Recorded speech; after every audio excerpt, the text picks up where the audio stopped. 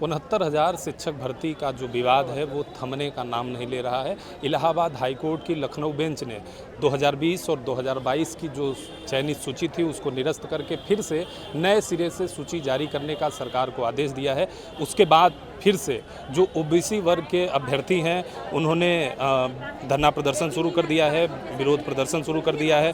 वो तमाम उनकी जो मांगे हैं कि नियुक्ति प्रक्रिया प्रारंभ करो, मुख्यमंत्री के आदेश का पालन करो और हमारा विद्यालय आवंटन जारी करो, हमारा शेड्यूल जारी करो और हमें जल्द से जल्द विद्यालय पहुंचाओ और हमें न्याय दो। ये जो उनकी मांगे हैं वो अपना पोस्टर बैनर ले करके विरोध प्रदर्शन कर रहे हैं और उन्हीं में से कुछ हमारे साथ हैं जिनसे हम बातचीत करेंगे और जानेंगे कि क्यों इनका विरोध प्रदर्शन। क्या नाम है आपका? मेरा नाम अर्चना शर्मा है, मैं अध्यक्ष हूँ। न्यायालय के आदेश के बाद आप लोग क्यों विरोध प्रदर्शन कर रहे हैं, जबकि न्यायालय ने कहा है कि 3 महीने के अंदर नई सूची जारी कर दे सरकार?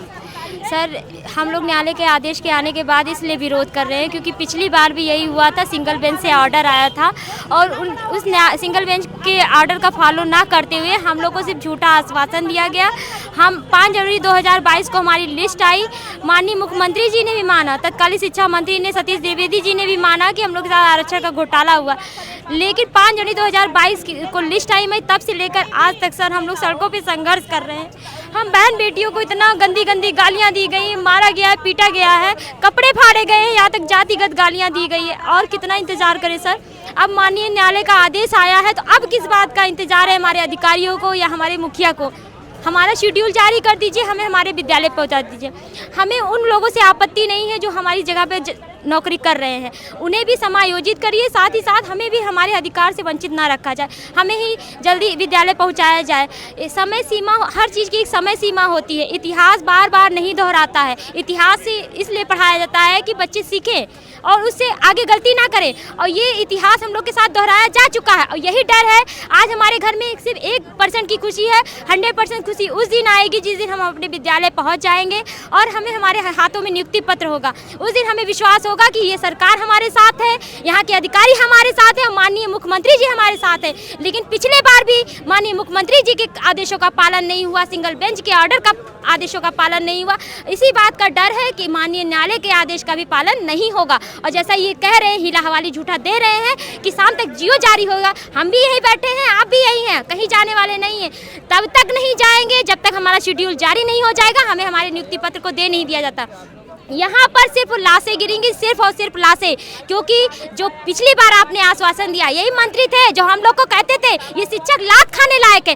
आज वो मंत्री हम लोग का फेवर कर रहे हैं, तब कहाँ थे जब ये पिछड़े दलित बच्चे आपके समाज के वर्ग के थे और लात खा रहे थे, आपके सामने ही मारे जा रहे थे, पीटे जा रहे थे, तब आप कहाँ थे जो आज आप बोल रहे हैं? अगर आप बोल रहे हैं तो इसे साबित करके दिखाइए, हमें 3 दिन के अंदर हमें विद्यालय पहुँचाइए, नहीं तो यहाँ परिणाम आपको भुगतना पड़ेगा। यहाँ सिर्फ और सिर्फ लाशें गिरेंगे और कुछ नहीं गिरेंगी, यहाँ से कोई बच्चा हिलेगा नहीं और न जाएगा। क्या नाम है आपका?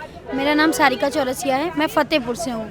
क्या मांग है आप लोगों की न्यायालय के आदेश के बाद? हमारे न्यायालय के आदेश के बाद ये है कि हमें हमारे विद्यालय पहुंचाया जाए। बस हम बहुत ज़्यादा प्रताड़ना झेल लिए, सड़कों पे लात घूंचा लाठी सब कुछ खा लिए। बस हमारा बस यही अब निवेदन है, जो भी कह ले, बस हमें कुछ नहीं, हमें हमारे विद्यालय पहुँचा दिए और हमें अब कुछ नहीं चाहिए। बस सरकार ने बहुत मनमानी कर ली, बहुत अधिकारियों ने हिला हवाली करके। हम ये नहीं चाहते कि जो जनरल वर्ग के हैं, जो हमारी जगह नौकरी कर रहे हैं 4 साल से, हम नहीं चाहते कि उनके लिए अलग पॉलिसी करें, कुछ भी करें, हम नहीं चाहते कि वो बाहर जाए। लेकिन बस हम लोगों को भी हमारा हक अधिकार मिले, इसलिए हक अधिकार के लिए हम लड़ रहे हैं।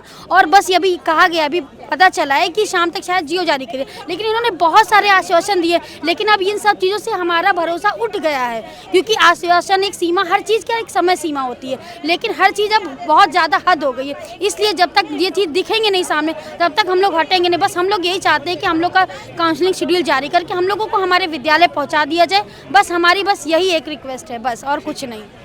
मैम, क्या नाम है आपका? मेरा नाम नाजमा है, मैं अध्यक्ष से आए हैं। सर, हम ये कहना चाहते हैं कि अब तक तो अधिकारी ये कहते थे या शिक्षा मंत्री के यहाँ जाते थे कि अगर जाते थे तो पूछते थे कि हमको न्याय कब मिलेगा, तो ये बोलते थे कि अभी मामला सब जुटिस है, न्यायालय में विचाराधीन है। तो अब तो न्यायालय का आदेश आ गया है ना, तो अब किस लिए देर कर रहे हैं? हमको न्याय दे, हम लोग भी अपने अपने विद्यालय जाए पहुँचे। और जो जनरल वाले बच्चे हैं जो चयनित हैं जॉब कर रहे हैं उनसे हम लोग को कोई प्रॉब्लम नहीं। सरकार चाहे तो उनको समायोजन करके उनको भी रख सकती है, मगर आज हम लोग 5-6 साल से दर दर भटक रहे। कोई ऐसा मंत्री नहीं है कि किसी के दरवाजे खटखटाए ना हो कि हमको न्याय दे दीजिए, न्याय दे दीजिए। और कितना हम लोग को मारे पीटेंगे, हमको अब न्याय दे दीजिए। हम लोग भी अपने अपने खुशी खुशी घर चले जाएं, मगर हम लोग को न्याय नहीं मिला। फिर अब जब हाई कोर्ट का आदेश आ गया है, फिर हम लोग यहाँ आए हैं कि ये हमारा शेड्यूल जारी कर दें, हम लोग अपने अपने विद्यालय पहुँच जाएं। बस यही अधिकारी लोग से रिक्वेस्ट है। तो ये जो ओबीसी वर्ग के अभ्यर्थी हैं 69,000 शिक्षक भर्ती के, उनका कहना है कि अब न्यायालय ने आदेश दे दिया है तो जल्दी से जल्दी, जितना जल्दी हो सके इनकी चयन सूची जारी की जाए और इनको विद्यालय पहुंचाया जाए। Mangala Tiwari, PTC news, Lucknow.